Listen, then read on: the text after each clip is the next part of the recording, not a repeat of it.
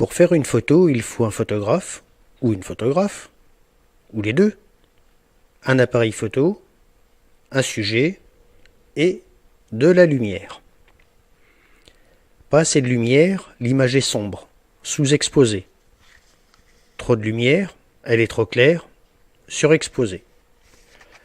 Dans les deux cas, elle manque de détails. Pour obtenir le bon réglage, vous pouvez choisir le mode automatique de l'appareil photo, mais c'est un peu comme manger une conserve ou un repas de cantine. Ça manque de saveur. Pour améliorer ça, vous pouvez choisir le mode A. Vous réglez le diaphragme et l'appareil photo règle la vitesse. Vous pouvez choisir le mode S. Vous réglez la vitesse, l'appareil gère le diaphragme. Vous pouvez sélectionner le mode M et vous réglez la vitesse et le diaphragme. Mais attention, on ne règle pas n'importe quoi, n'importe comment. Ces réglages ont une incidence sur la photo. D'abord le diaphragme. Il faut se souvenir que plus le chiffre est petit, plus le diaphragme est ouvert et plus il laisse entrer de lumière. A l'inverse, plus le chiffre est grand, plus le diaphragme est fermé et moins il laisse entrer de lumière. Le diaphragme a une incidence sur la profondeur de champ. La profondeur de champ étant la zone de netteté de l'image.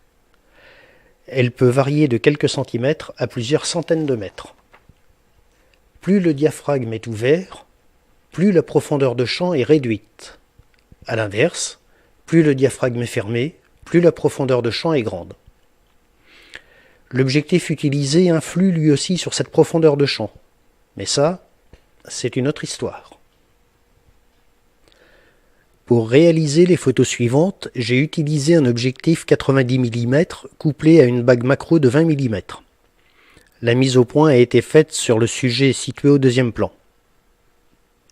Et oui, j'étais obligé de manger 4 galettes. Sur la première image, avec un diaphragme à 4,8, R2D2 est net, alors que les autres sont flous.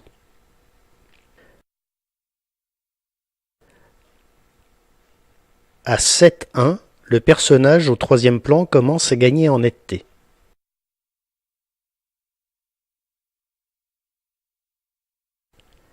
À F10, on peut commencer à lire le nom du personnage situé au troisième plan.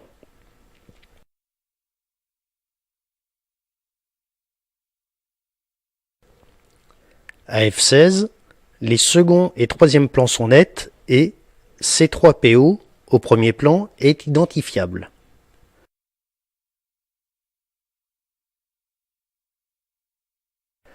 À F22, seul le quatrième personnage manque de netteté.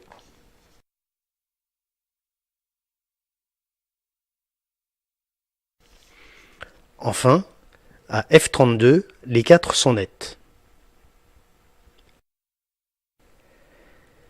Maintenant, passons à la vitesse. Elle aussi modifie la prise de vue. Plus le temps d'ouverture est court, plus le mouvement est figé. Plus le temps d'exposition est long, plus l'appareil photo enregistre le mouvement du sujet, s'il bouge. Ici, bien qu'il tourne, le ventilateur semble arrêté. En 1/2 centième de seconde, l'appareil n'a pas le temps de saisir le mouvement. Au 125e, le déplacement des pales est visible. Au 60e de seconde, le mouvement est plus important.